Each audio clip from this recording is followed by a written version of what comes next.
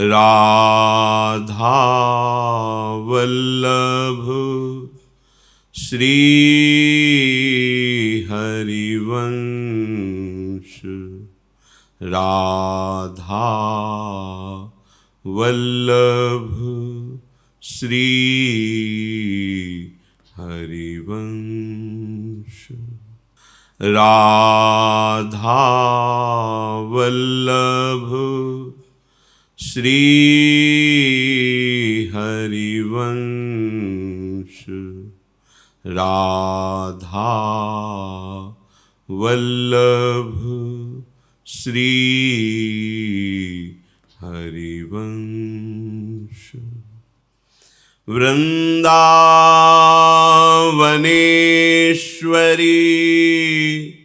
तवैव पदारविन्दं प्रेमामृतैकमकरन्द रसौघपूर्णम्।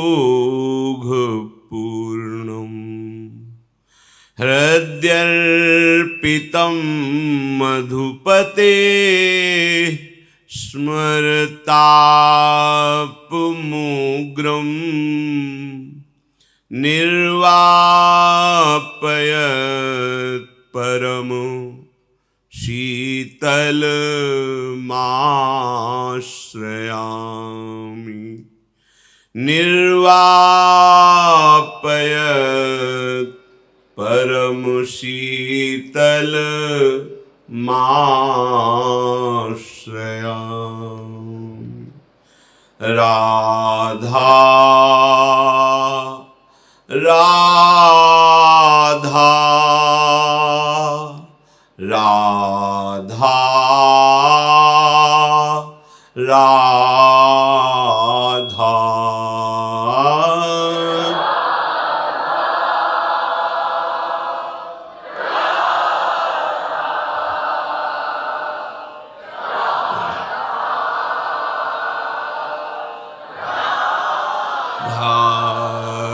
राधा राधा राधा राधा।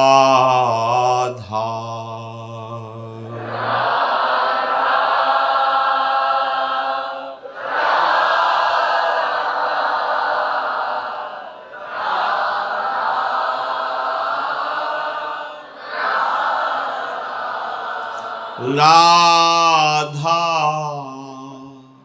राधा राधा राधा।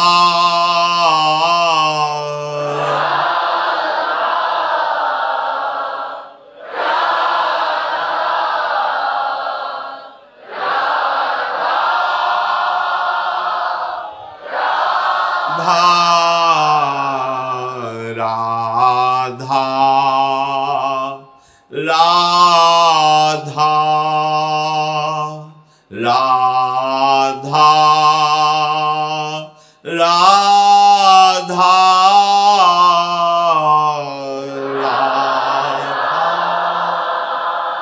राधा।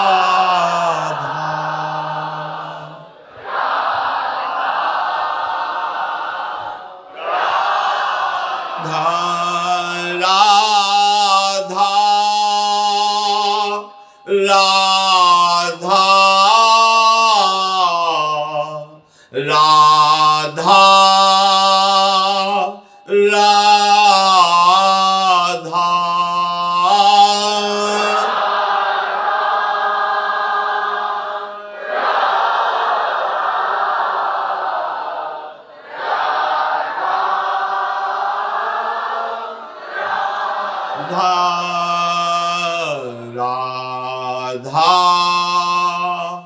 राधा राधा राधा।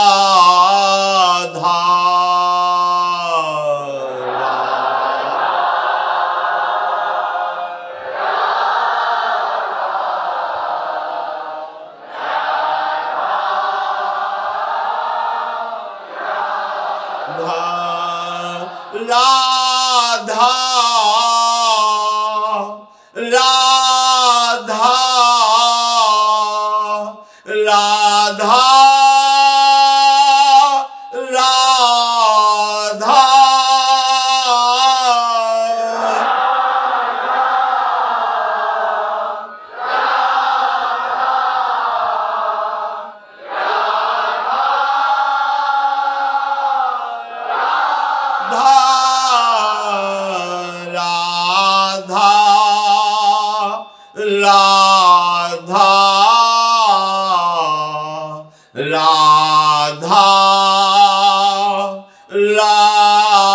राधा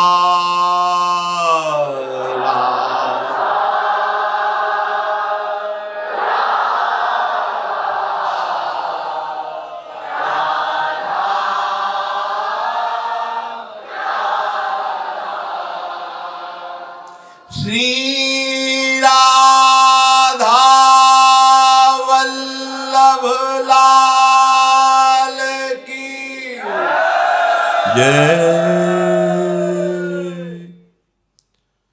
परम करुणामय प्रेम समुद्र परम पावन श्रीधाम वृंदावन प्रियालाल की नित्य लीला विहार भूमि जो सच्चिदानंदमयी है, जहाँ किंचिन मात्र न काल का प्रवेश है न माया का प्रवेश है, पर हमारी अभी दृष्टि में त्रिगुणात्मिका माया का प्रभाव है। इसलिए यही सच्चिदानंदमय धाम जिसमें अपने लोग विराजमान हैं यही है, पर दृष्टि हमारी अभी त्रिगुणात्मिका माया से युक्त है। इसलिए हमें वो दिव्यता जो यहाँ है वो अनुभव में नहीं आ रही, पर ना भी अनुभव में आवे तो भी जो है वो अपना प्रभाव दिखा के ही रहता है। कैसा भी कोई मलिन आचरण वाला विचार वाला यदि श्रीधाम वृंदावन की पावन रज का सेवन करता है, धाम का आश्रय वास स्वीकार करता है, तो निश्चित धाम अपने प्रभाव से उसका परम मंगल कर देता है। धाम का पहला प्रभाव जीव पर पड़ता है जिसे विशेष कृपा होती है, उसे सत्संग की प्राप्ति होती है। जैसे हीरा मिल जाए पर हमें उसका महत्व नहीं पता तो विशेष हमारा आकर्षण नहीं होगा उस पर, कोई चमकीली वस्तु है ऐसा लगेगा। जैसे चिदानंद महामहिम धाम हरिराम व्यास जी बड़े बड़े महापुरुष आकांक्षा करते हैं कि यहाँ के जितने खग मृग पशु पंछी सब हम पर कृपा करें और हमें अखंड वास प्रदान करें। उन्होंने श्रीधाम की इसी श्रीधाम में वास किया, इसी श्रीधाम की उस प्रेममयी दिव्यता को देखा, पर अपने को अनुभव में नहीं आता है। अपने को बस इतना लगता है कि यहाँ तीर्थ जैसा, जैसे सब पवित्र तीर्थ हैं भारत में अन्य में, वैसे ही एक वृंदावन है, पर ऐसा नहीं है। जैसे हीरे को हम एक चमकीला छोटा सा एक पत्थर माने, पर जब जौहरी मिला और उसने बताया कि तो करोड़ों का है तो महत्व बन गया। ऐसे ही ये महारत्न स्वरूप वृंदावन धाम लाडली जी की कृपा से मिला, पर यदि भगवत प्रेमी रूपी महापुरुष जौहरी ना मिले तो हमें इसकी कीमत पता नहीं चलती। इसी से खास महत्व हृदय में धाम के प्रति नहीं हो पाता। फिर भी महत्व ना हो तो भी वस्तु तत्व अपना प्रभाव दिखा के ही रहती है। यहाँ चलत फिरत सुनियत यह श्री राधा वल्लभ लाल, ऐसे वृंदा विपिन में बसत रहो सब काल। यहाँ का वायुमंडल ऐसा है कि आपको भगवत प्राप्ति करा देगा। यहाँ की रजरानी इतनी समर्थ है कि किशोरी जो से मिला देंगी। सद्यो वशीकरण चूर्ण मनंत शक्तिम तम राधिका चरण रेणु मनुष्मरामि। बस सावधानी ये है कि सत्संग यदि प्राप्त हो गया है तो जौहरी का मिलन हो गया, सत्संग ही जौहरी है। अब आप इसकी कीमत पहचानने के लिए अपनी बुद्धि को अन्यत्र से हटा करके धाम में लगाइए, प्रिया प्रीतम की दिव्य लीला गायन में लगाइए, धामी सी प्रिया प्रीतम की रूप महामहिम प्रभाव स्वभाव इसमें लगाइए। प्रायः प्रश्न रहता है कि भजन में हमारा मन नहीं लगता है। विश्वास कीजिए किसी का मन नहीं लगता है, क्योंकि अनंत काल से मन को हमने विषयों में लगाया है। अनंत काल का अभ्यास कुछ महीनों में थोड़ी पलट जाएगा। इतनी ना एकाग्रता है, ना जितेंद्रियता है, ना निष्ठा है। पलट तो एक सेकंड में सकता है, पर हमारे अंदर वो सामग्री जो चाहिए वो सब विषय सेवन से नष्ट हो चुकी है। आध्यात्मिक बल हमारा क्षीण हो चुका है। हमें कोई चिंता नहीं करनी, जो हुआ सो हुआ। अब राख रही को जितनी श्वासें रह गई हैं अब संभाल लो। बहुत महिमामयी बात एकादशी स्कंद में वर्णन की गई है। कह रहे भक्ति परेशान भवो विरक्ति रन्यत्र चैषो त्रिक एक कालः प्रपद्य मानस्य यथा स्नतः स्युस् तुष्टि पुष्टि क्षुद पायोनुघाषम। बिल्कुल पक्का सिद्धांत।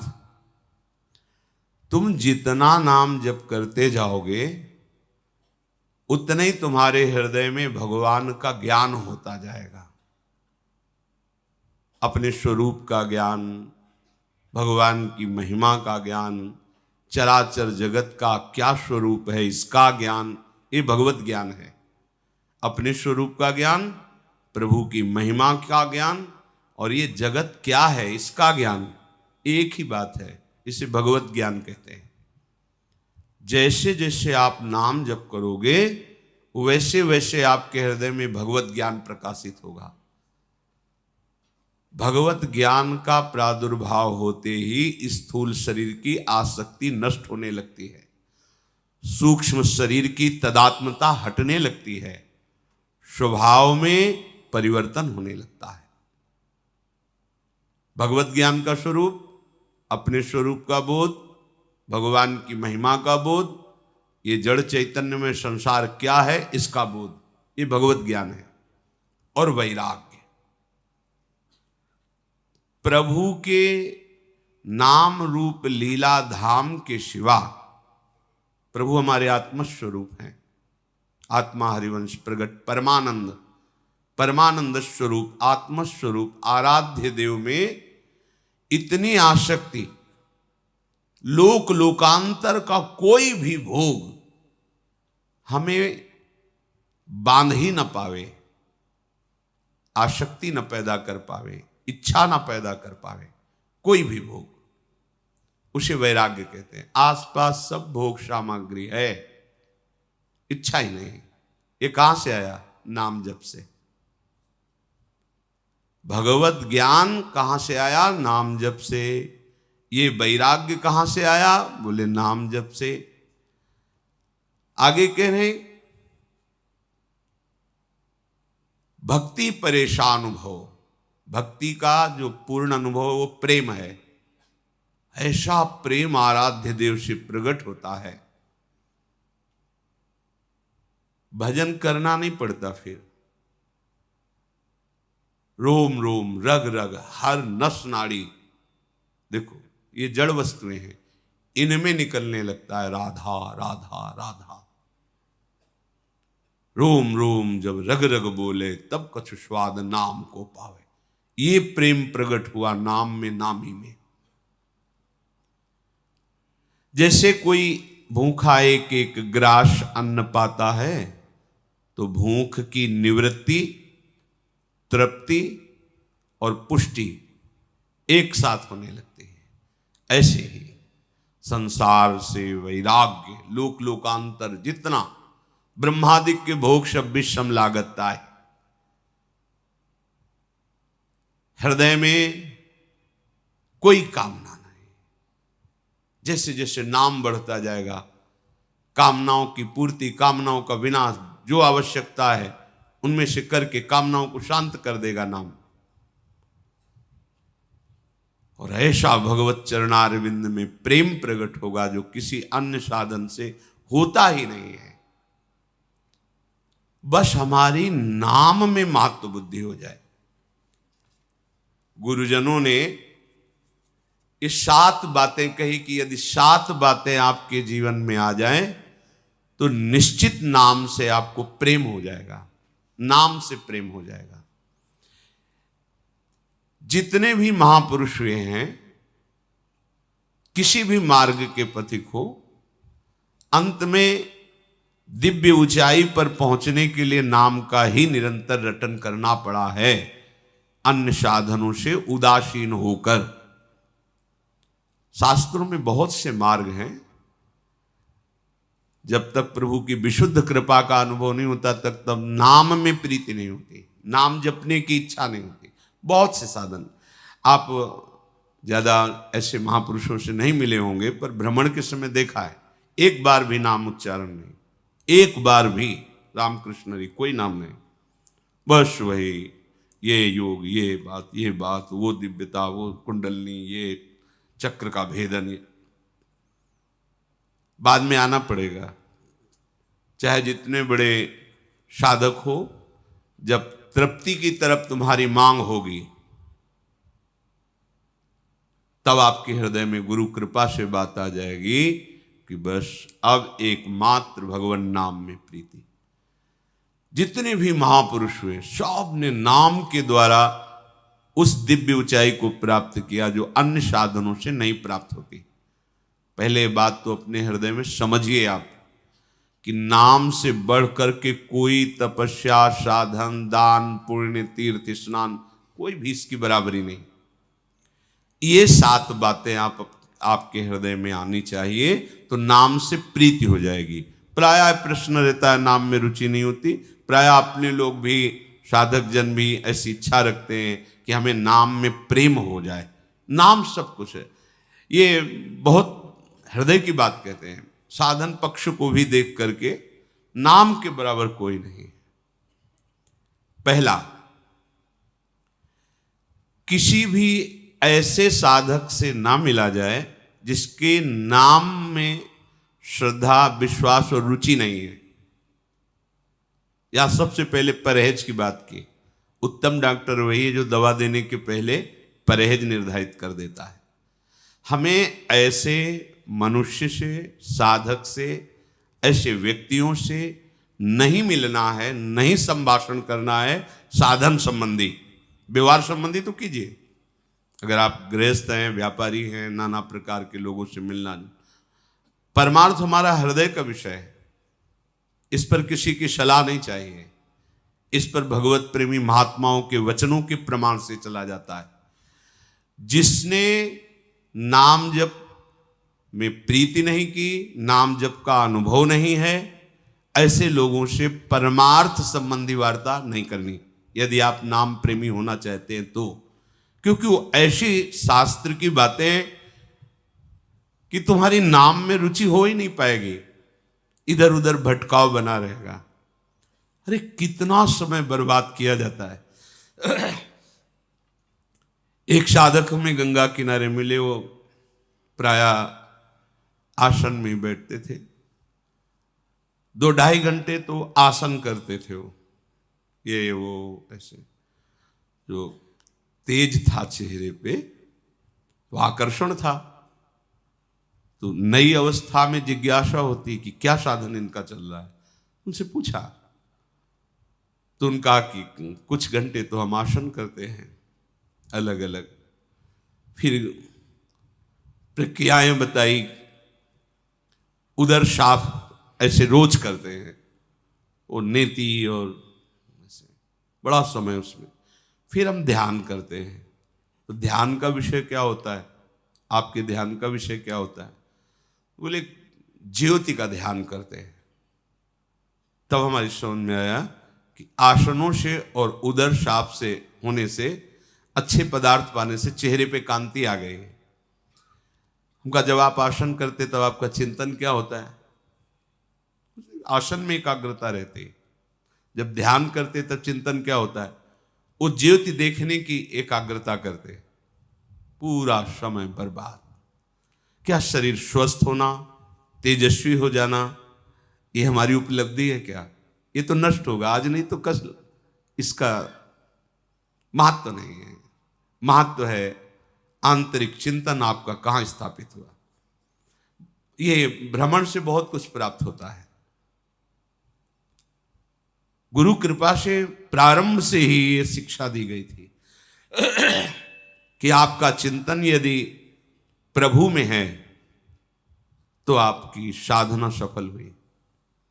वो शब्द जीवन भर, तो हमें किसी ऐसे से नहीं मिलना। वो चमत्कार दिखा सकते हैं, प्रभाव दिखा सकते हैं, सिद्धियां दिखा सकते हैं, लेकिन अंतर में भगवत मार्ग जो विशुद्ध प्रेम, औरों की तो बात क्या, बड़े बड़ों के लिए जिस वृंदावन प्रेम रस की बात कही जा रही, वो सब भिक्षा मांगते हैं इस प्रेम की। गोपी प्रेम की भिक्षा मांगते हैं बड़े बड़े महापुरुष। नारद, उद्धव आदि गोपीजनों के प्रेम को देखकर अपना भजन लघु समझते हैं।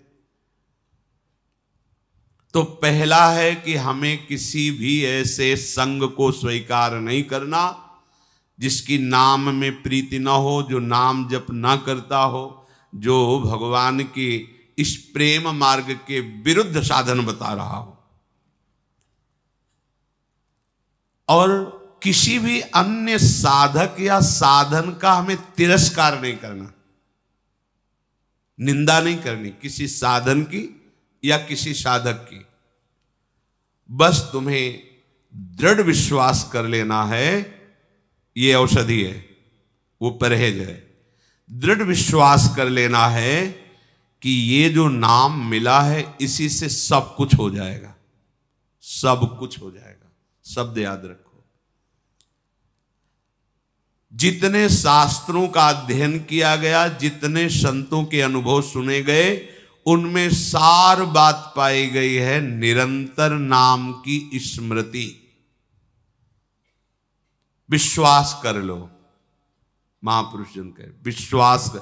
इसलिए बार बार विश्वास शब्द कहा जाता है कि जो बहुत वर्षों की साधना में अनुभव होता है वो तुम विश्वास कर लोगे तो अभी से चल पड़ोगे। संत संग में बिल्कुल सीधे घी मिलता है। गाय बांधो, फिर उसको खवा पिला के, फिर दूध निकालो, फिर दही जमाओ, फिर मथो, फिर मक्खन निकालो, फिर उसको घी रूप में सराओ। ये सब महापुरुष जनों ने किया है। अपने को सीधे वो घी दे रहे हैं, इसलिए कह रहे विश्वास करो। वहां तुम्हें दूध दुहने के लिए जाने की जरूरत नहीं है, गाय बांधने की, वो प्रक्रिया की बात कर, अर्थात साधन की जरूरत, सीधे घी। उन्होंने मेहनत करके, तपस्या करके, अनुभव करके सार बात, तुम ऐसा विश्वास करो कि नाम से बढ़कर कोई साधना नहीं और इसी से सब कुछ हो जाएगा। भरोसो जाहि दूसरो सो करो, मुंह को तो राम को नाम कलप तरु, कलि कल्याण फरो। गोस्वामी जी कह रहे हैं भाई जिसको और कोई भरोसा और साधन में करो, मेरे लिए तो एक ही भरोसा है, परम कल्प तरु, गुरुदेव से मुझे नाम मिल गया है और कल्याण रूपी फल इस कल्प वृक्ष में फल गए। जिधर देखो आनंद ही आनंद। गोस्वामी जी कह रहे कर्म उपासन ज्ञान वेद मत सो सब भांति खरो। कर्म योग और भी उपासनाएं, ज्ञान योग और वेद के सिद्धांत सब बढ़िया है, खरो, सबको प्रणाम करते हैं। पर मोहि तो सावन के अंधई जो सूझत रंग हरो। हमारी दशा तो यह है, गोस्वामी जी कह रहे, जैसे सावन का अंधा हो जाए, सावन में अंधा हुआ तो उसे 12 महीना हरा ही चिंतन में आएगा, क्योंकि हरा देख के ही अंधा हुआ था। गोस्वामी जी कह रहे अब हमारी पूरी दृष्टि केवल नाम में है। कोई साधना उपासना ज्ञान वेद मत बढ़िया है, सब बड़े खरो, सब अच्छे, करो भाई जिसकी जो। महापुरुषों ने कभी ये नहीं कहा कि तुम कुछ मत करो। वो देखो हितजू महाराज कह रहे हैं, मेरे प्राणनाथ श्री श्यामा शपथ करो तृण छिए रहो को काहू मन नहीं दिए। जिसका मन जहां लगे लगाओ, हम नहीं कहते, लेकिन अपनी बात हम कहते हैं कि मेरे प्राणनाथ श्री श्यामा शपथ करो तृण। हम कसम खा के कहते हैं कि मेरे प्राणनाथ श्री श्यामा जी हैं, मन वचन कर्म से केवल लाडली जू महाराज। गोस्वामी जी कह रहे जहां जिसका जिस साधन में रुचि करो, पर मोहि तो सावन के अंधई जो सूझत रंग हरो। बोले आपका कोई अनुभव है इस विषय में? बोले हाँ, भगवत कृपा से हमारी स्मृति जागृत हो गई है। चाटत रहो स्वान पातर ज्यों कबहू न पेट भरो। बहुत सी साधना की, बहुत से कर्म किए, बहुत सी योनियों में गया, पर हमें वही मिला जैसे श्वान कहते कुत्ते को। जैसे कुत्ता पतरी चाट चाट कर कभी पेट नहीं भर पाता, ऐसे आज तक कृतकृत्य नहीं हुआ, कृतकृत्य नहीं हुआ जैसा आज हुआ हूं। काकभूषण जी का भी ऐसा अनुभव, बड़े बड़े महापुरुषों का अनुभव। तो आज आपको क्या अनुभव हुआ?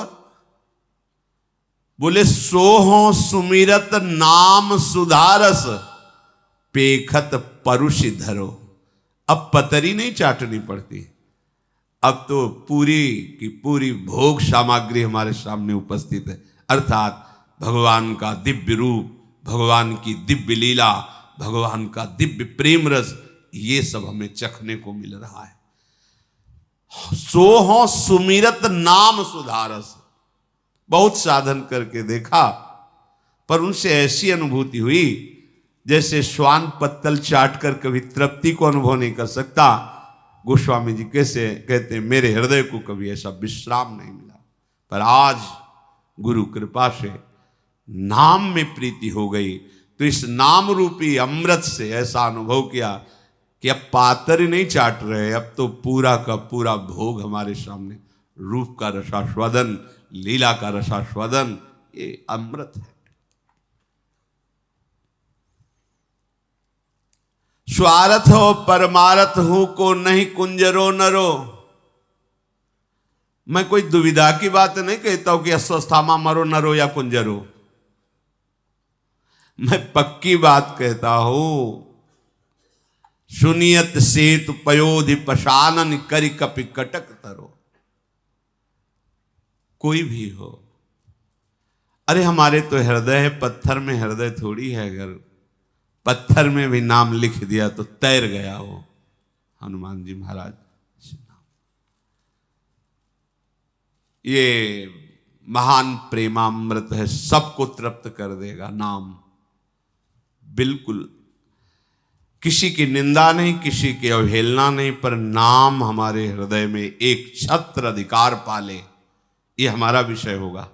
हमें नाम को अपने हृदय रूपी सिंहासन पर तिलक करना होगा कि आप हमारे हृदय रूपी सिंहासन पर राधा नाम का राज्य है, अब किसी दूसरे का प्रवेश नहीं। जैसे महाप्रभु के रसना कटो जो अन रटो। हाँ, प्रीति प्रतीति जहां जाकी तहां ताको काज सरो। भाई जिसको जहां प्रीति होती है, जहां अपना काम बनाना चाहते करो, हमें कोई मना नहीं है। पर मेरे तो माई बाप दो आखर हाँ शिशु अरनियर। आहा, जैसे छोटे बच्चे का पोषण माई बाप से होता है। गोस्वामी जी कह रहे हैं मेरे माई बाप तो रा और माँ, रा और धा हमारे माई बाप है, राधा। जैसे बच्चा माँ के ही दुग्ध से पोषित होता है, पिता के दुलार से पुष्ट होता है, ऐसे ये दो अक्षर हमारे माई बाप की तरह हमें पुष्ट कर रहे, हमें हर समय प्रसन्न कर रहे। राधा, गोस्वामी जी कह रहे ये दो अक्षर रामा। मेरे तो माई बाप दो आखर हो शिशु अरनियरो।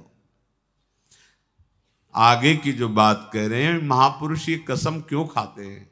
ये हम जैसे मलिन हृदयों को देख करके कि इनको पता नहीं विश्वास हो कि ना हो, जैसे बार बार कहते हैं सच्ची कहते हैं, सच्ची कहते हैं, तो समझ लो हमारे पास कुछ आगे शब्द नहीं, इसलिए हम लड़खड़ा कहते हैं, सच्ची कहते हैं, सच्ची कहते हैं, मान लो हमारी बात। शंकर साखी जो राख कहो कछु तो जरी जी है गरो। भगवान शंकर को साक्षी करके कहता हूं, थोड़ी भी मिलावट की बात नहीं, थोड़ी भी छुपा के नहीं रख रहा हूं। अगर जरा भी झूठ हो तो मेरी जबान गल जाए। भगवान शंकर को साक्षी करके कहता हूं, अपनो भलो राम नाम ही ते तुलसी समुझ पर। पूरे जीवन की आराधना का फल गोस्वामी जी कह रहे हैं, मैं भगवान शंकर को साक्षी करके कहता हूं, मुझे जो कुछ मिला है सब नाम से प्राप्त हुआ है। अगर थोड़ा भी मिलावट हो तो मेरी जीभ गल के गिर जाए, ये विश्वास पहला। परहेज के साथ दवा का सेवन, दृढ़ विश्वास की नाम से बढ़कर के कुछ नहीं है। फिर वही बात हमारे से निकलती, कैसे तुम्हें बताएं? राधा, अभी तो जपो, आगे तुम्हें पता खुद चल जाएगा। राधा और राधा इतना अंतर नहीं है, समझ पा रहे हो? किशोरी जू में राधा नाम, इतना अंतर नहीं। राधा कहो, राधा रोम रोम आनंदित, सामने स्वामी जू। राधा राधा, कृष्ण कृष्ण, ये अभेद है। मतलब राधा निकल रहा तो स्वामिनी जो हैं, जिभ्या में नाम रूप से, मानस पटल में रूप से। मान लो, बस मान लो। दूसरा,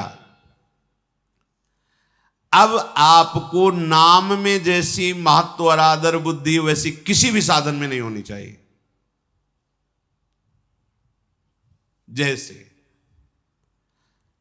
कल किसी ने प्रश्न किया, कल या परसों प्रश्न किया था कि सेवा में तो हमारी रुचि, हम घंटों सेवा करते पर नाम जप नहीं करते, तो सेवा हो कैसे रही आपकी?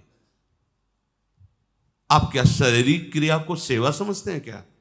इधर से फूल रख दिया, उधर से फूल रख दिया, चिंतन संसार का हो रहा है, ये शुभ क्रिया होगी, सेवा नहीं होगी। ध्यान रखना, सेवा में सुमिरन और भाव, ये दो प्रदान होते हैं।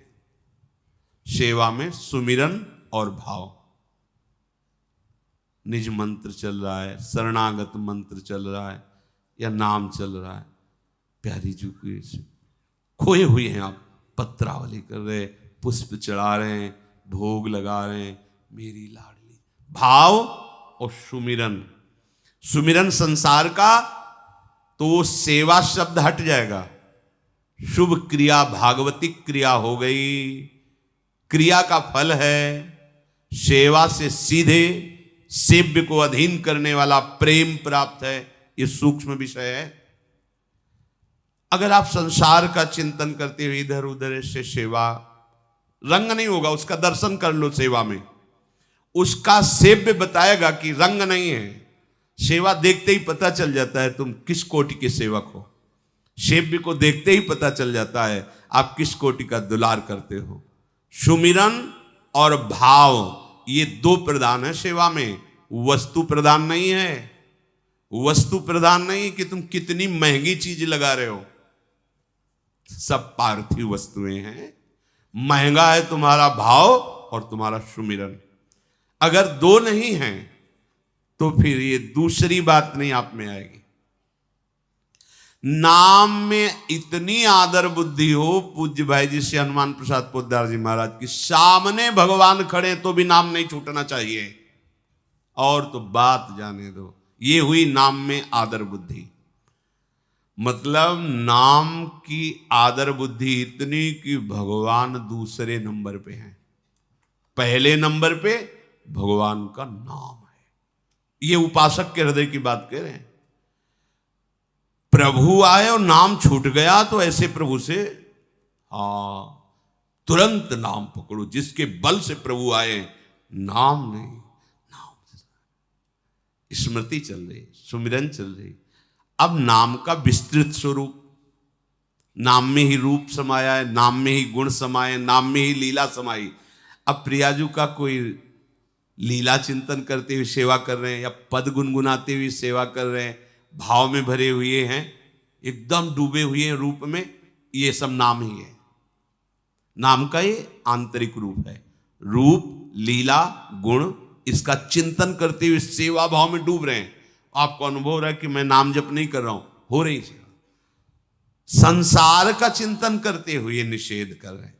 नाम के प्रभाव से रूप छाया हुआ है, आप डूबे हुए हैं, और आपको ऐसा अनुभव हो रहा है कि शायद मंत्र और नाम नहीं चला तो मेरी अखंडता में बाधा पड़ गई। नहीं नहीं नहीं, यही फल है नाम का।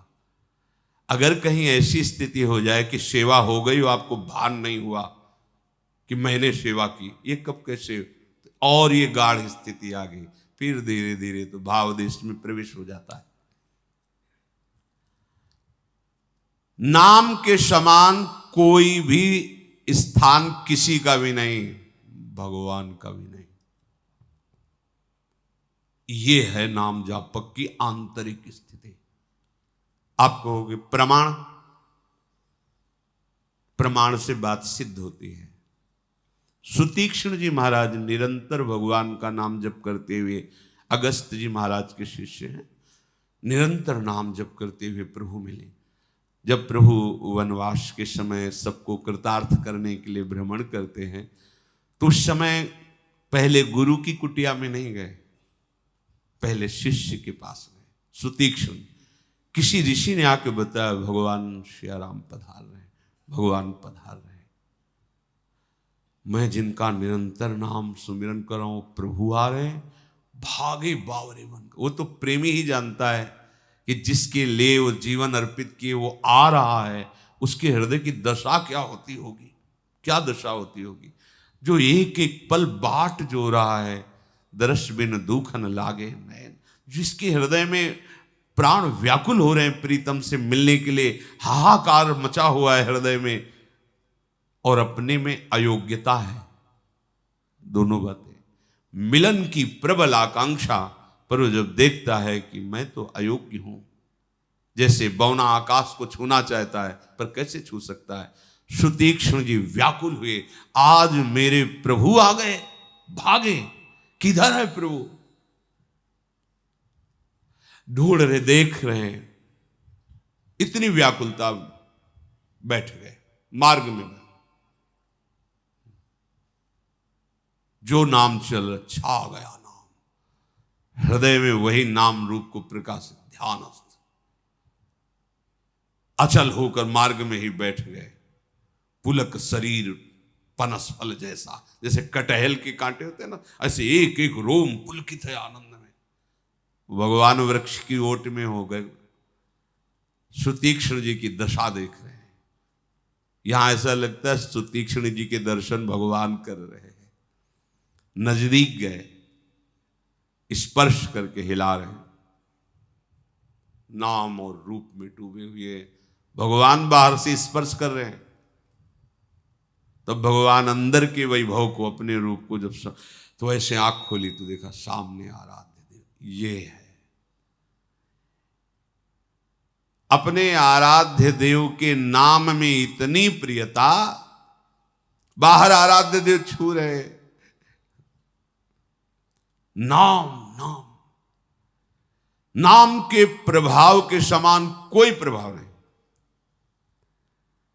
मनोयोग से भारी महत्व बुद्धि आदर सत्कार नाम का करते हुए किसी भी तरह नाम की अवहेलना ना होने पावे। नाम की अवहेलना अपने लोगों से हो जाती है। आपके हाथ से नाम लिखने की सावधानी होनी चाहिए। किसी भी कागज में कहीं भी ऐसे नाम मत लिख देना जिसमें किसी के पैर पड़ जाएं। जैसे आजकल लोग असावधानी करते हैं, समझ नहीं पाते तो अपनी गाड़ियों पर नाम लिख लेते हैं। स्कूटी के ऊपर लिखे हैं राधा, पीछे लिखे हैं राधा, मोटरसाइकिल में चढ़े लात ऐसे होते हुए जा रहे हैं, धोया वही नाम से जल नीचे चरणों में आ रहा है। गाड़ी में लिखे श्री हरिवंश, और पानी मारा पैरों में, वही तो सिंहासन में विराजमान, वही हमारा जीवन है। हमारे प्रीतम श्री कृष्ण उसी राधा नाम का जप करते हैं। उपासक के हाथ से कभी ऐसे, बहुत सावधानी जीवन भर रही है। कभी किसी को अगर कुछ लिखना हुआ तो शब्द लिख दिया है, आपको ऐसा करना चाहिए। बस न जय श्री राधे, कोई नाम नहीं, ये लीजिए। अगर नाम लिखना है फिर उस कागज को संभाल कर यमुना जी में, गंगा जी में प्रवाहित कीजिए, आदर कीजिए। ये नाम का अनादर है। कहीं भी छपा दिया, कहीं भी लिखा दिया, वो उपासक का हृदय ऐसा नहीं होता। उपासना की सिद्धि ऐसे नहीं होती। जो नाम हमारा आराध्य देव है वो यहाँ लिखा है, यहाँ लिखा है, अंदर लिखा है, ऐसा नहीं।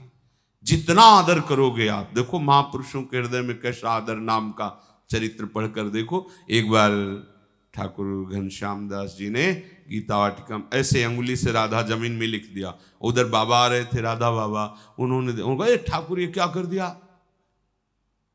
बैठकर अपने अचले में वहां से सब रज निकाली, खोद के एक कण राधा नाम से छुआ हुआ वहां, और तुलसी जी के घेरे में, और का कान पकड़ो, आज के बाद कभी ऐसे खिलवाड़ नहीं करोगे।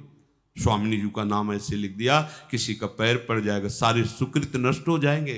क्या है ये नाम? सोचो आपके सामने राधा नाम लिख दिया जाए और तलवार लेकर खड़ा हो जाए, इस नाम को रौंद कर चलो, नहीं तो तुम्हारी गर्दन काट देंगे। तो उपासक गर्दन ऐसे सार्स कर देगा, काट दो, पर हम अपने आराध्य देव के नाम पर पैर नहीं रख सकते। ऐसी उपासना की गरिमा है। और उसी नाम को आप लोग ऐसे लिख दिया और नालियों में पड़ा है, ऐसे कहीं भी, कुछ भी, कैसे भी। क्या ये मात्र राधा नाम तुम्हें रुचेगा? नाम का अपराध कर रहे हो, अपमान कर रहे हो, तुम्हारी नाम में प्रीति होगी?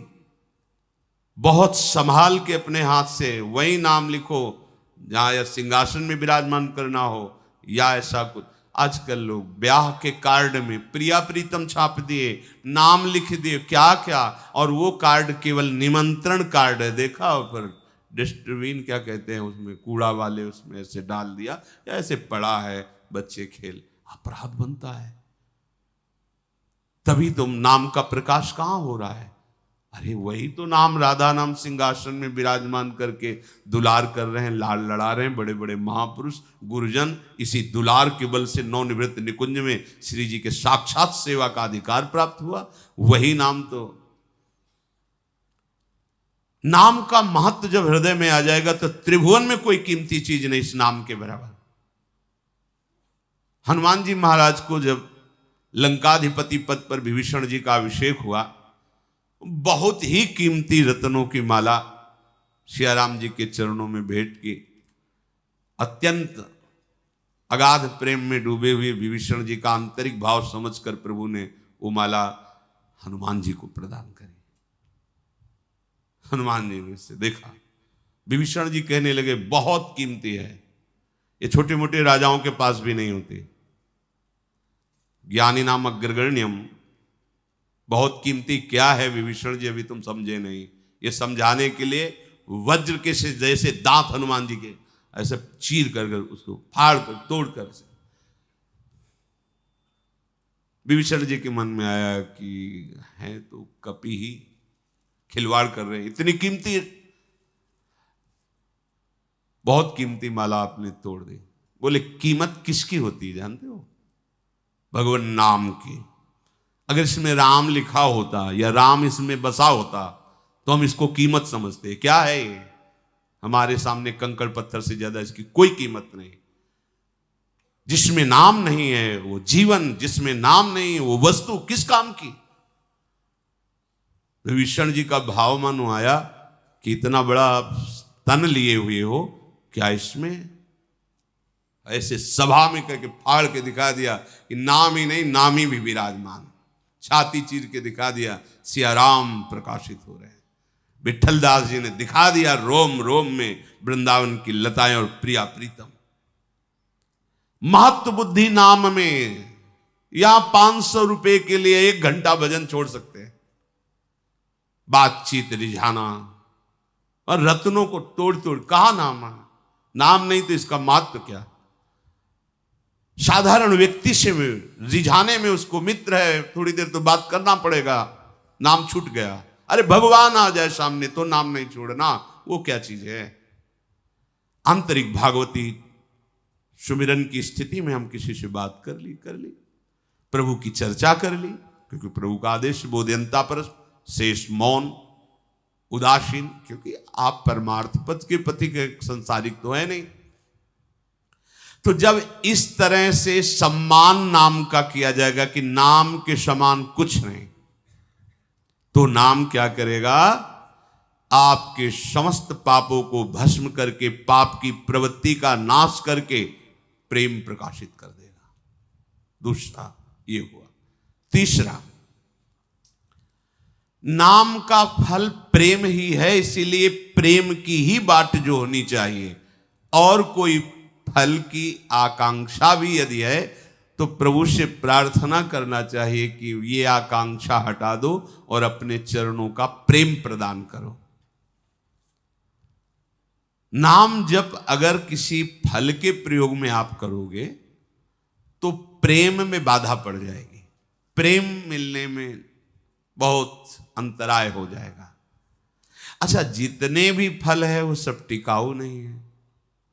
मान लो जिन तपस्वियों ने, राजाओं ने तपस्या करके देवताओं से, भगवान से जो कुछ प्राप्त किया, नाशवान लोक लोकांतर सब गया, ना कुछ है क्या? ना कोई तपस्वी का यहां तप रह गया, ना उसका फल रह गया, ना वो तपस्वी का तपस्या में शरीर रह गया, सब अंतर्ध्यान हो गया।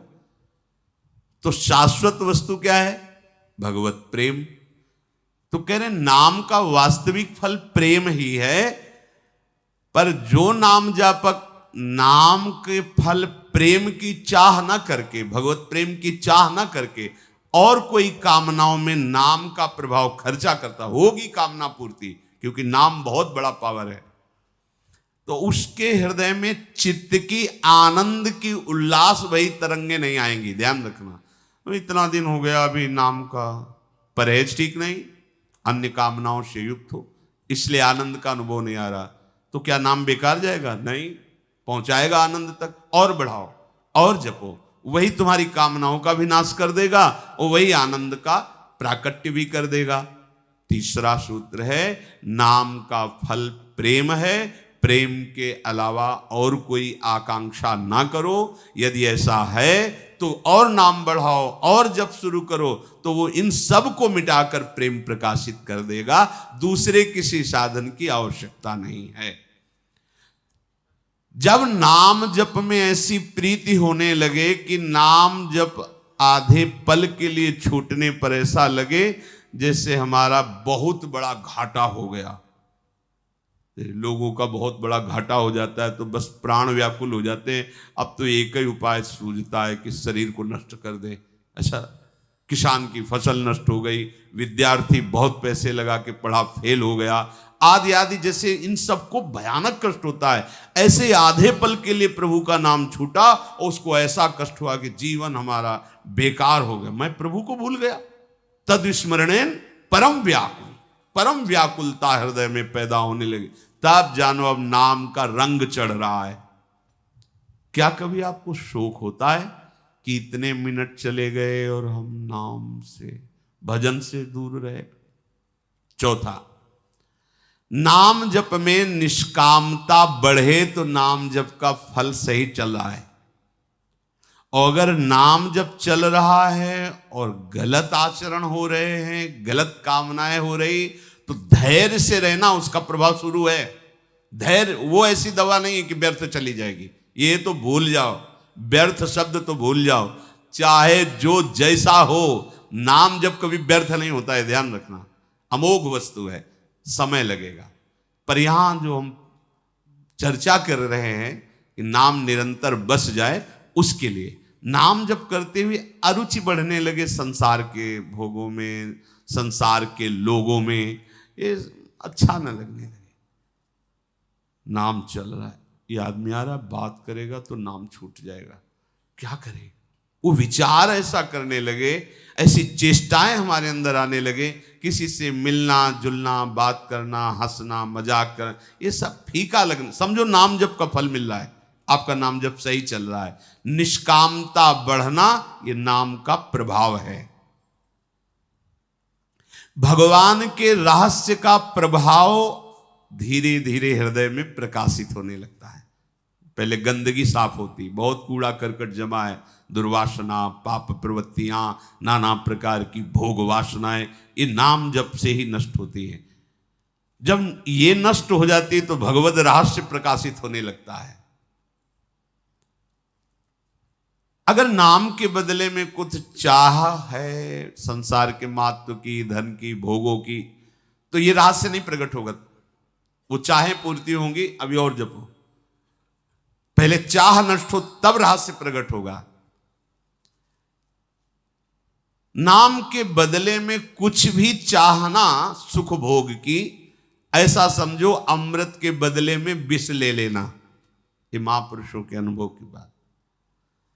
नाम जप का फल निष्कामता है, चाह मिटाना है। वो महासुख उसके हृदय में स्वाभाविक स्फुरित होता है। जा ही न चाही कबहू कछ, चाह मिटना ही साधना की सफलता है। अचाह ही भगवत स्वरूप स्थिति है। कोई चाह नहीं, जैसे प्रभु चाह रहे हैं वैसे। अब हमारी कोई जोई जोई प्यारो करे, सोई मुई भावे, अपनी कोई चाह नहीं। पांचवा, उपासक को हर समय यह अनुभव होना कि नाम और नामी अभेद है। नाम जप कर रहे हैं तो चिन्मय चिदानंद प्रकाशित करने वाले भगवान नाम के रूप में हमारी जिह्वा में बैठे हैं। कितना सुख हो जाएगा जब आपकी इस बात की अनुभूति हो जाएगी। सुन लेना अलग बात है, जैसे मंत्र मिला तो मंत्र मिलना अलग बात है, लेकिन मंत्र का साक्षात्कार करना यह अलग बात हो गई। मंत्र को रमा लेना, मंत्राकार वृत्ति कर लेना, यह अलग बात है। ऐसे आपने सुन लिया नाम नामी अभेद है, लेकिन इसकी अनुभूति हो जाना। नाम तुम्हारी जिह्वा पे चल रहा है तो सही पूछो तो तुम्हारे हृदय में अब कोई प्रश्न नहीं रह जाएगा, कोई चाह नहीं रह जाएगी, क्योंकि स्वयं प्रभु नाम रूप से आपकी जिह्वा में आए हैं।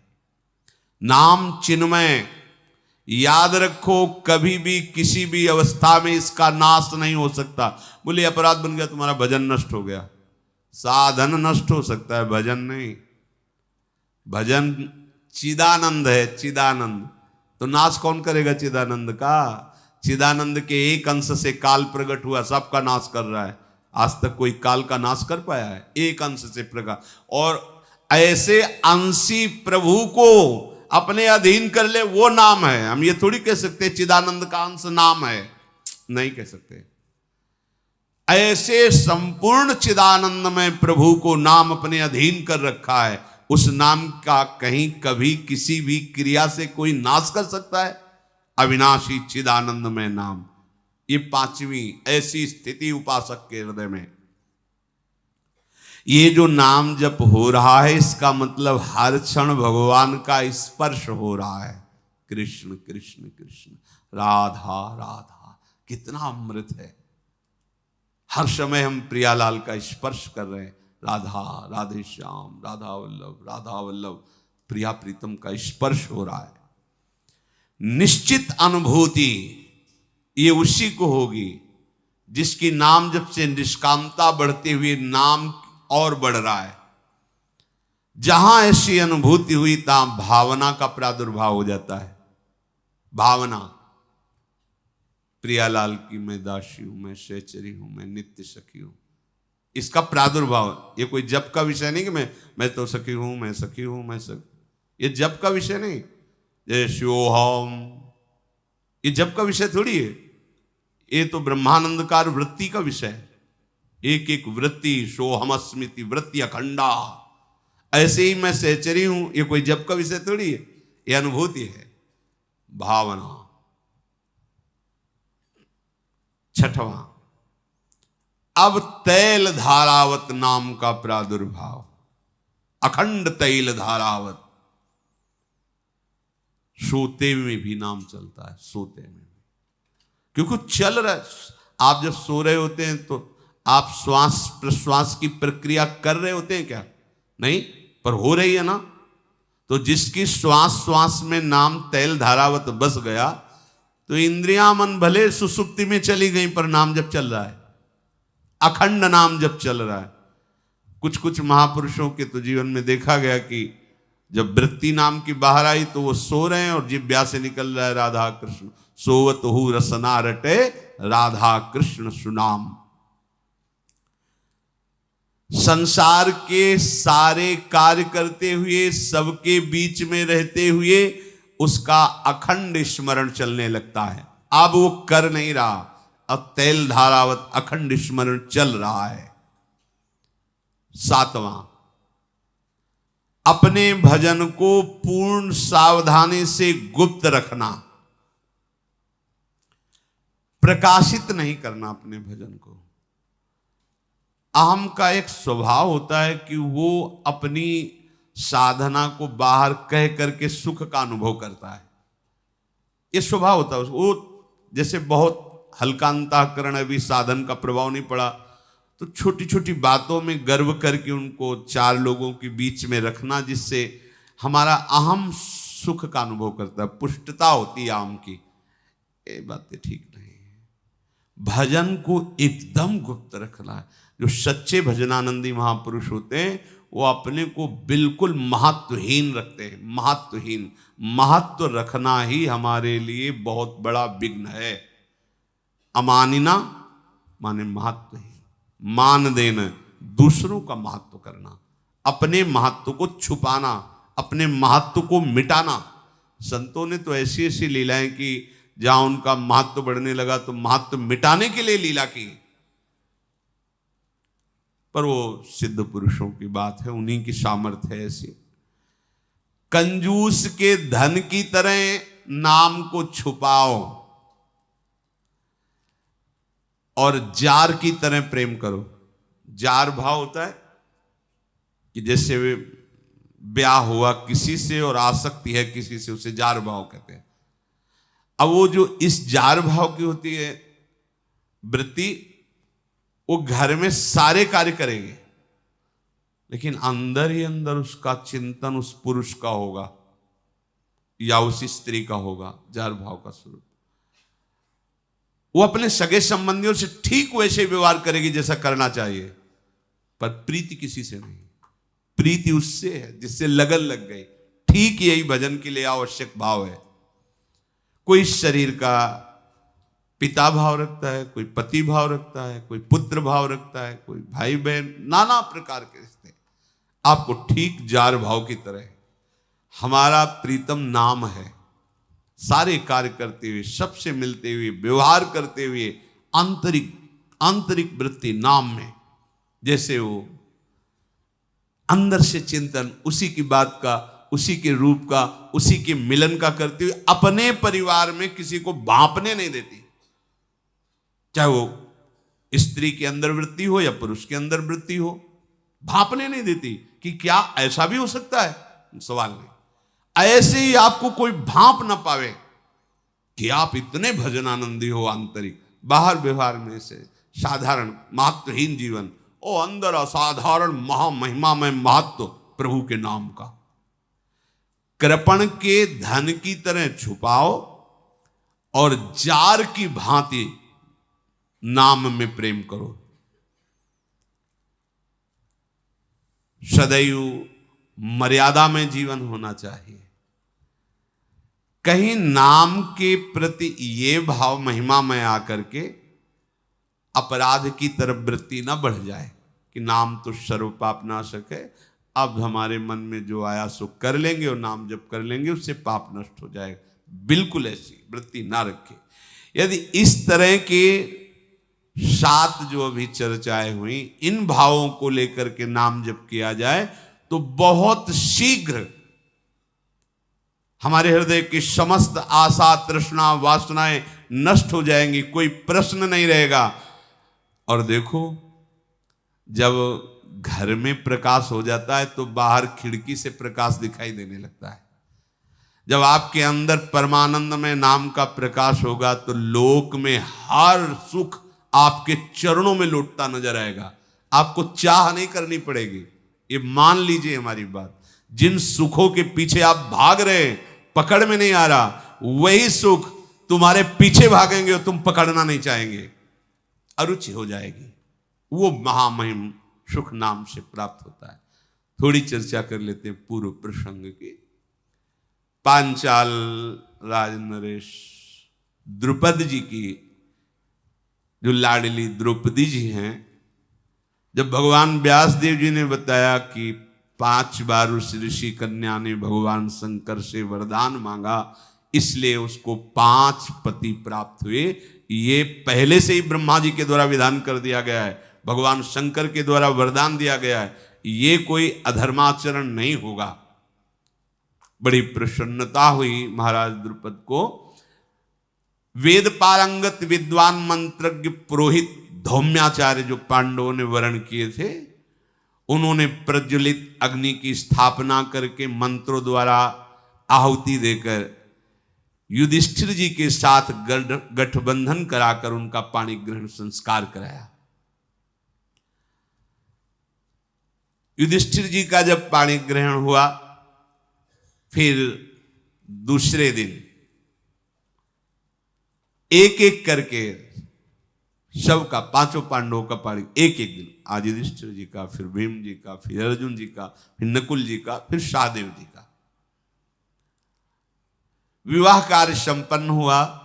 द्रुपद ने महारथी पांडवों को बहुत सा दहेज, धन और भी सब रथ, घोड़े, दास दासियां, ये वस्तुएं समर्पित की। इंद्र के समान महाबली पांडव प्रचुर धनराशि, अश्वरथ, दास दासियां प्राप्त करके पांचाल नगर में ही सुखपूर्वक रह रहे। जब ये पता चला, अभी सब राजा वहीं टिके हुए हैं पांचाल नरेश के यहाँ ही, पता चला कि जिनसे ब्याह हुआ वो पांडव हैं। सब राजाओं को उनका अगर ये पता होता कि पांडव हैं तो ऐसा होने ही नहीं देते। कर्ण और दुशासन आदि डींग हाँकने आए, अब तो ब्राह्मण समझ के क्षमा कर दिया, और जबकि भाग पड़े थे सब। भगवान श्री कृष्ण जी ने पहले ही द्वारिका में संकेत कर दिया था, जब हमारा आदेश पहुंचे तो तत्काल वैभव यहां भेजा जाए। भगवान श्री कृष्ण और बलराम की तरफ से द्वारिकापुरी से भारी सेना, भारी सामग्री, बैदूरी मणि जटित सोने के बहुत से रथ, आभूषण, रत्न, बहुत सी सुंदर सुंदर वस्तुएं, हार और ढेर लगा दिया द्रुपद नरेश के यहाँ, पहाड़ के पहाड़ रत्न। द्वारिकाधीश भगवान, जब ये बात अन्य राजाओं को पता चली, सबके हृदय जलने लगे। एक तो द्रौपदी मिली, इतना धन मिला, फिर श्री कृष्ण बलराम, द्वारिका का वैभव इनके साथ। राजाओं ने कहा कि मुझे लग रहा था कि जो लक्ष्य वेद कर रहा है अर्जुन ही है, पर ब्राह्मण में भेष में थे, इसलिए हम लोगों ने मारा नहीं। अब क्या करना चाहिए? अब तो पता चल गया है पांडव हैं। धृतराष्ट्र के सब पुत्र, कर्ण, शकुनी और बड़े बड़े विरोधी राजा सब एकत्रित हुए, सभा लगाई। कूटनीति में, कपट नीति में प्रवीण शकुनी से पूछा गया क्या किया जाए। शकुनी ने कहा, कोई संसार में ऐसे शत्रु होते हैं जो दबाने से दब जाते हैं, उन्हें पीड़ा दे के ही शांत किया जा सकता है, पर ये पांडव दबाने से दबने वाले नहीं हैं। एक साथ हम सब लोग मिल करके इनका नाश ही कर देते हैं, क्या बिगाड़ लेंगे द्रुपद। और देखो, अगर पराजित होकर यहां से लौटते हो तो तुम्हारा मुंह क्या रह जाएगा सब राजाओं का। इसलिए मुझे लगता है सब एक साथ आक्रमण करो और पांडवों का नाश कर दो। सोमदत्त के पुत्र भूरिश्रवा थे, बोले तुम्हारा होश ठिकाने हैं? वहां बैठे कौन है? श्री कृष्ण और बलराम। अगर हल और मूसल उठा लिया तो त्रिभुवन में कोई नहीं बचेगा, केवल बलराम जी से। और कहीं प्रभु ने सुदर्शन चक्र उठा लिया तो देखो, हम तुम्हें यही सलाह देते हैं कि इस समय अपने हृदय के ताप को छुपा करके और सब चलो और खुशी मनाओ पांडवों के सामने। बहुत अच्छा हुआ तुम लाक्षागृह में नहीं जले, तुम्हारा ब्याह हुआ, हमारे शुभ आशीर्वाद, ऐसा बोलो। लड़ाई की तो बात ही नहीं, नहीं तो श्री कृष्ण बलराम है और फिर ये पांडव हैं, ऐसे वैसे वीर नहीं हैं। ये बात सबको अच्छी लगी कि हाँ इस समय संधि ही ठीक बात है। तुम्हें पता होना चाहिए विपुल प्रभाव शक्ति से संपन्न हो चुके हैं पांडव, मंत्र शक्ति ब्राह्मणों से और उत्साह शक्ति श्री कृष्ण से और प्रचुर संपत्ति शक्ति द्रुपद और बलराम जी से उनको प्राप्त हो चुकी है। धृतराष्ट्र के पुत्र दुर्योधन आदि ने यही भी उचित समझा। सब गए और कहा कि हम लोगों को बड़ा दुख था जब आप लाक्षागृह में सुना कि जल गए, चलो आप बच गए, बड़ा अच्छा हुआ, बड़ी खुशी की बात। हम लोगों को गर्व है कि हम कुरुवंशी विजय को प्राप्त हुए, महाराज द्रुपद हमारे रिश्तेदार हुए।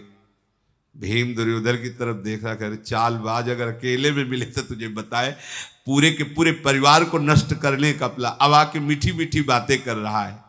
सब राजाओं ने संधि भावना से महाराज युधिष्ठिर जी से मिले। स्वयंवर समाप्त हुआ, द्रौपदी ने पांडवों का वरण किया, सब राजा संधि करके अपने अपने देश को गए। राजाओं ने मन में जाते हुए विचार किया था कि हमें लगता है कि कर्तव्य से भी ज्यादा भाग्य प्रबल होता है, क्योंकि हम लोगों ने कर्तव्य तो कोई उठा नहीं रखा, लेकिन भाग्य में हमारे द्रौपदी नहीं थी, ये सब सुख वैभव नहीं था, पांडवों के ही भाग्य में था। इधर सब कर्ण और शकुनी दुर्योधन सब वापस हुए। विदुर जी गए और कहा महाराज की जय हो धृतराष्ट्र जी से, महाराज आपके वंश का अभिमान बढ़ गया, द्रौपदी आपको प्राप्त हुई। महाराज धृतराष्ट्र जो उछल पड़े सिंहासन से। मुझे पता था मेरा पुत्र जहां जाएगा विजय श्री ही प्राप्त करके आएगा। सजाओ हस्तिनापुर को और स्वागत करो द्रौपदी का। विदुर जी भी बोले हाँ अहो भाग्य, पांडव बच गए और उन्होंने द्रौपदी को प्राप्त। धृतराष्ट्र जी पांडवों की बात कर रहे हो? अब पूरी आकृति तो जो आनंद की थी एकदम जल। उन्होंने समझा कि दुर्योधन प्राप्त करके आया, उनका आपकी जय हो, आपके वंश की वृद्धि हुई, तो है तो उन्हीं के वंश के नाम। महाराज अज्ञानवश से समझ लिए थे कि द्रुपद कन्या का वरण दुर्योधन ने किया, तभी का हस्तिनापुर सजाया जाए, स्वागत किया जाए द्रौपदी का। विदुर जी ने कहा महाराज आपके पुत्र दुर्योधन के तो घुटने में औषधि लगानी पड़ेगी, क्योंकि वो प्रत्यंचा भी नहीं चढ़ा पाए, मुंह भरा गिरे थे तो घुटने आदि टूट गए। ये काम तो अर्जुन ने किया है। कुछ देर तुम्हारा शांत रहे धृतराष्ट्र, जैसे मानो वज्रपात हो गया हो। फिर सोचा कि अगर विदुर जी हमारे मन के भाव को जान जाएंगे तो ठीक नहीं है। आकृति को छिपाते हुए कहा अहो भाग्य, अहो भाग्य, अहो भाग्य। विदुर जी पांडव जीवित हैं सुनकर मुझे बहुत अच्छा लगा, और द्रुपद के साथ संबंध हुआ, द्रौपदी ब्याह, ये भी बहुत अच्छा लगा। हाँ स्वागत करो उनका। युधिष्ठिर जैसे पांडु के पुत्र वैसे मेरे भी तो पुत्र हैं, मेरे हृदय में बड़ा सुख हो रहा है, उनका स्वागत किया जाए। विदुर जी ने कहा महाराज ऐसी बातें यदि आपके हृदय में स्थायी बनी रहें तो ही मंगल है। भगवान ऐसी बातें तुम्हारे हृदय में स्थायी रखें कि जैसे पांडव के पुत्र हैं वैसे आपके पुत्र हैं, ऐसी बात तुम्हारे हृदय में बनी रहे। विदुर जी तो गए। दुर्योधन और कर्ण तत्काल धृतराष्ट्र के पास आए, साथ में शकुनी भी थे, और कहा आप विदुर जी से ये बात सुनकर के हर्षित हो रहे हो, कह रहे हो अहो भाग्य है, क्या करना चाहते हो पिताश्री? शत्रुओं की उन्नति में अहोभाग्य मना रहे हो, वैरियों की भूरी भूरी प्रशंसा कर रहे हो। निष्पाप नरेश यदि समय आप सावधान नहीं रहे तो आप समझ सकते हैं पांडवों की शक्ति की वृद्धि हो रही है। फिर आपके पुत्र और आपके सारे वैभव का सर्वनाश उन्हीं के द्वारा निश्चित है यदि आप ऐसा स्वभाव बना लोगे। अहो भाग्य, अहो भाग्य। विदुर जी को क्या है, ये तो खाते आपका हैं और अंदर ही अंदर पक्ष लेते हैं पांडवों का। धृतराष्ट्र ने कहा तुम लोगों की बुद्धि इस समय राजनीति के अनुसार नहीं चल रही, तुम्हें समझना पड़ेगा, प्रजा विरोध कर देगी अगर हम पांडवों का अहोभाग्य अहोभाग्य करके आदर नहीं करेंगे। पर तुमने जो कहा है इस पर हम विचार करते हैं। धृतराष्ट्र जी ने भीष्म जी को, द्रोणाचार्य जी को, इन सबको बुलाया और कहा कि आपकी क्या राय, इस समय क्या किया जा सकता है। भीष्म जी बोले पांडवों के साथ अगर कोई विरोध करेगा तो मुझे पसंद नहीं आएगा, मुझे पसंद नहीं आएगा तो परिणाम आप याद कर लीजिए। जैसे गांधारी के पुत्र वैसे ही कुंती के पुत्र मेरे लिए समान हैं, इसलिए पांडवों का प्रिय करना ही तुम्हारा इस समय धर्म है। अगर आप प्रिय किया तो विरोध में हम खड़े हो जाएंगे। भीष्म जी अगर यही बात शुरू से अंत तक कहते रहते तो बात बन जाती। डर गए धृतराष्ट्र जी। भूपाल तुम्हें पांडवों का प्रिय करना है, उनकी रक्षा करनी, उनका सम्मान करना है, और दुर्योधन आदि समस्त राजकुमारों इस आज्ञा के विरुद्ध नहीं। सावधान, तुम पांडवों से युद्ध अभी नहीं कर सकते हो, तुम्हारी सामर्थ्य नहीं है। जैसे तुम्हारा राज्य जैसे पांडवों का राज्य, और सही पूछो तो पहले अधिकारी तो पांडव ही हैं, क्योंकि महाराज पांडु राजा थे, उनके पधारने पर धृतराष्ट्र राजा हुए। तो फिर बुला के क्या करेंगे, सिंहासन पे बैठाल दें? दुर्योधन ने कहा। भीष्म जी ने कहा आधा राज्य उन्हें सम्मान पूर्वक दो, आधे के तुम, आधा राज्य उन्हें। इसके विपरीत किया तो भलाई नहीं है, बस इतना हम संकेत कर रहे हैं। तुम्हारा अपयश होगा, प्रजा विरोध में हो जाएगी। विदुर जी ने भी, द्रोणाचार्य जी ने भी, कृपाचार्य, सबने भीष्म जी की इस बात का सम्मान किया। पांडवों को बुलाया जाए और आधा राज्य उन्हें अर्पित किया जाए। द्रोणाचार्य जी ने कहा कि मेरी सम्मति है, महात्मा भीष्म जो कह रहे हैं अक्षरशः सत्य है, आधा राज्य उनको बुला करके दिया जाए। यहां से कुछ भेंट देकर द्रुपद के पास भेजा जाए और कहा जाए कि बड़ा सौभाग्य हुआ, आप हमारे रिश्तेदार बने, अब हम अपने परिवार को सम्मान के साथ ले जा रहे हैं। ऐसा कह के द्रौपदी और पांडवों को यहां हस्तिनापुर लाया जाए और उनको आधा राज्य दिया जाए। कर्ण को थोड़ा बुरा लगा था। कर्ण ने कहा भीष्म जी, विदुर जी, द्रोणाचार्य जी सब उन्हीं के पक्ष में हैं। मेरी राय तो है कि महाराज मुझे आदेश करो, मैं चढ़ाई करूं, द्रुपद सहित पांडवों को क्षति पहुंचाऊं, ये आधा राज्य देने से बात नहीं बनेगी। द्रोणाचार्य जी ने कहा शांत रहे, इन बड़े बुजुर्गों महापुरुषों के बीच में तेरा बोलने का अधिकार नहीं। विदुर जी ने कहा भीष्म जी के प्रति कोई अप्रिय बात कह दे, ये मुझे पसंद नहीं।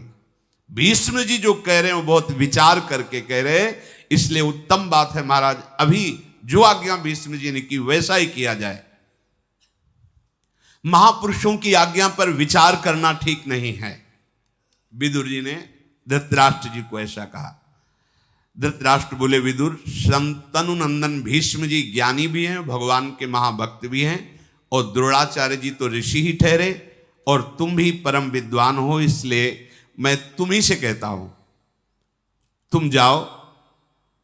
माना कि पांडव मेरे ही बच्चे हैं, उनको समझा बुझा करके मैं आधा राज्य दूंगा, जाओ उनको तुम ही जा करके लाओ, जा करके उनकी माता कुंती को, बधू द्रौपदी को यहां से सेना ले जाओ रथ आदि, और उनको सम्मान के साथ लाओ। धृतराष्ट्र की आज्ञा से विदुर जी द्रौपदी, पांडव और महाराज यज्ञसेन के लिए बहुत सी भेंटें ली, और महाराज द्रुपद के राज्य में प्रवेश किया। वहां जब सूचना मिली कि कौरव वंश से आ रहे हैं, तो द्रुपद ने बाहर निकलकर उनकी अगवानी की, सम्मान किया, कुशल समाचार पूछा। फिर महल ले गए तो वहां भगवान श्री कृष्णचंद्र जी और बलराम जी भी विराजमान ही थे।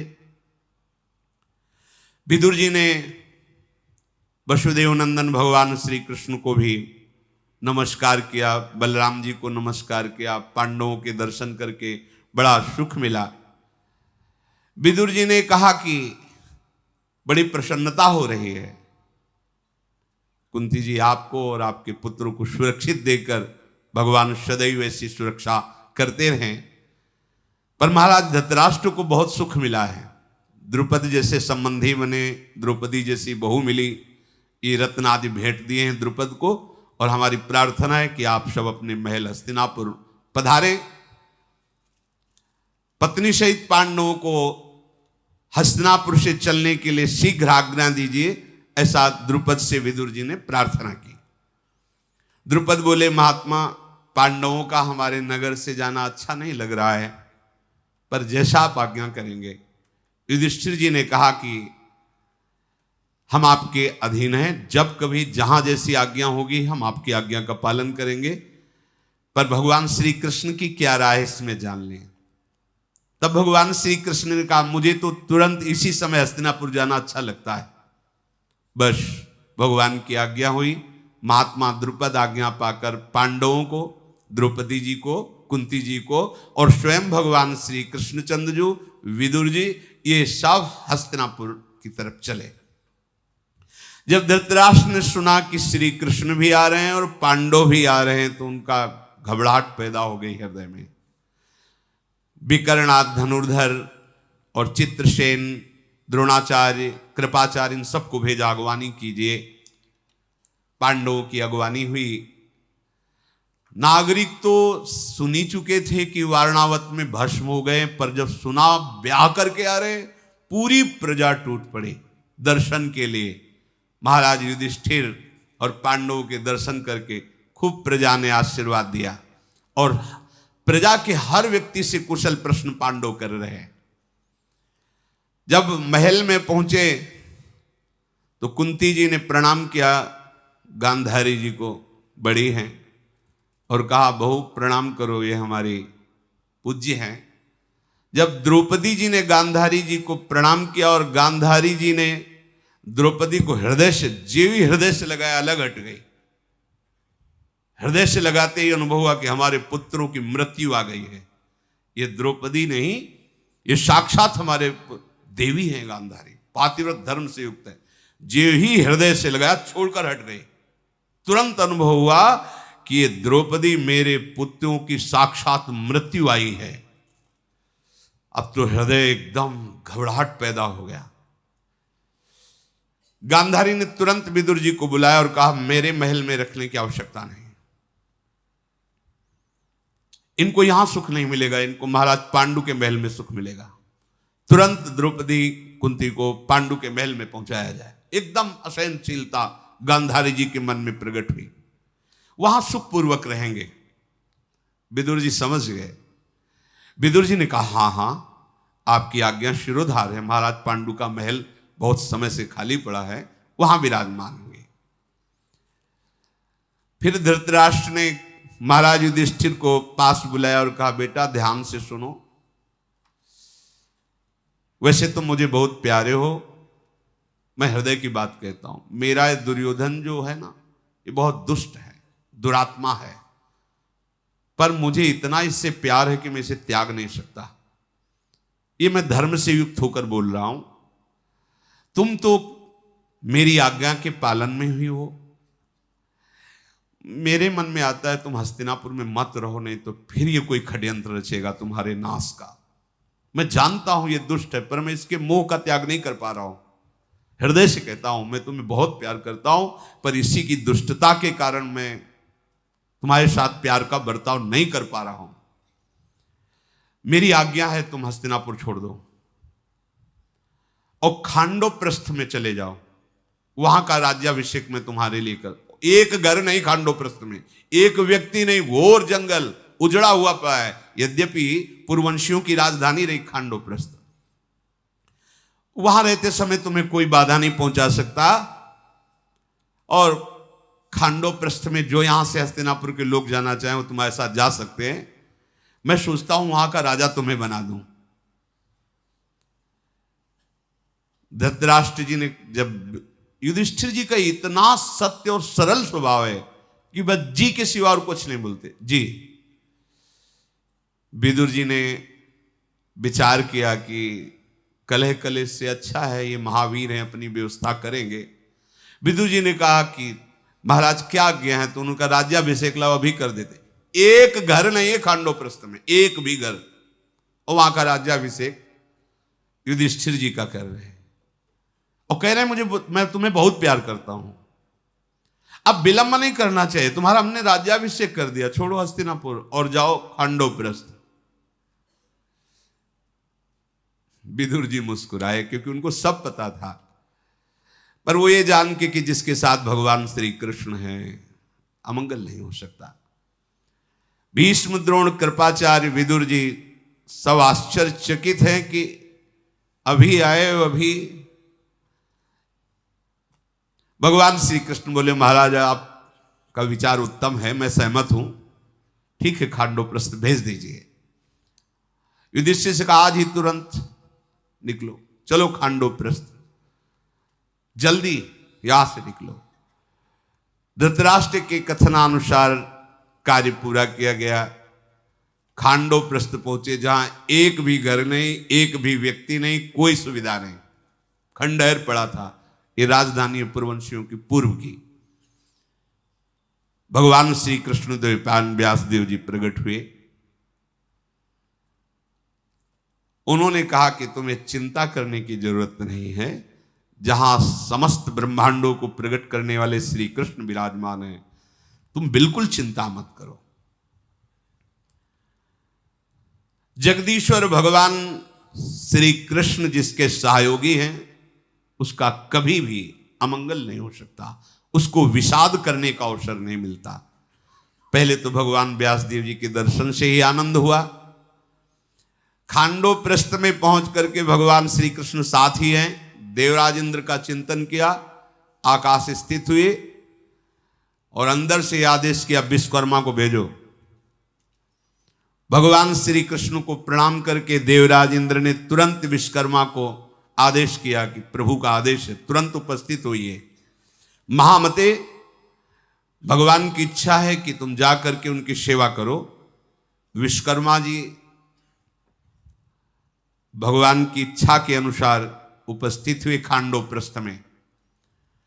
भगवान श्री कृष्ण ने कहा विश्वकर्मा, देवराज की अमरावतीपुरी जैसी है वैसे खांडोप्रस्थ का निर्माण करो।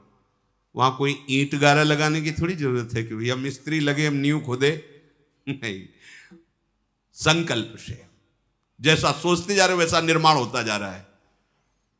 विश्वकर्मा ने खांडोप्रस्थ में जब भगवान का ऐसा आदेश हुआ तो प्रणाम करके भगवान से कहा प्रभु, अमरावती से भी अधिक आकर्षणकारी इस पुरी का निर्माण करता हूं। महेंद्रपुरी देवराज इंद्र की पुरी से भी अत्यंत आकर्षणकारी उस पुरी की रचना की। बहुत ही, इसमें तो बहुत वर्णन है क्या क्या, कैसे कैसे महल, कैसा कैसा, पूरे ने नगर की रचना करके भगवान श्री कृष्ण ने उसका नाम रखा इंद्रप्रस्थ।